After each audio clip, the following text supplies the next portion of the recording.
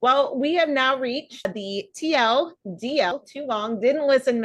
What an incredible conversation with Dave Raymond, the original Phillie Phanatic. Dave, you were a sports fan your whole life, and through your dad had access to getting an internship with the Phillies, and you literally went from college to mascot.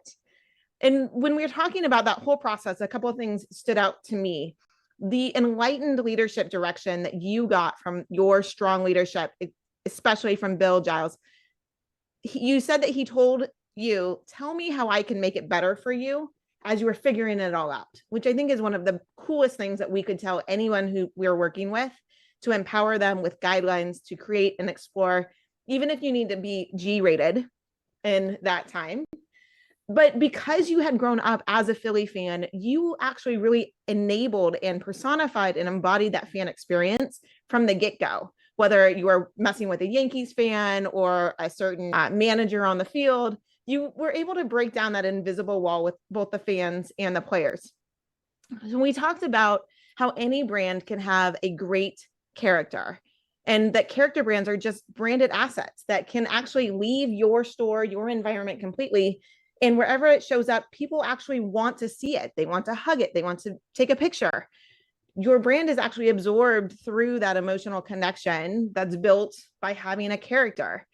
Dave, you detailed your 4-step process on how to create this character brand, and without giving away all of your secret sauce, right? It starts with the storytelling, that it has to reflect everything about the brand. And only from a complete story can a character actually be born. Can a designer come in and actually put some 3D shape and imaging to that? Can the right performer actually come in and be the best friend and bring that story to life? And then the leadership and the organization must have the right stewardship of the character if they're expecting some backlash there.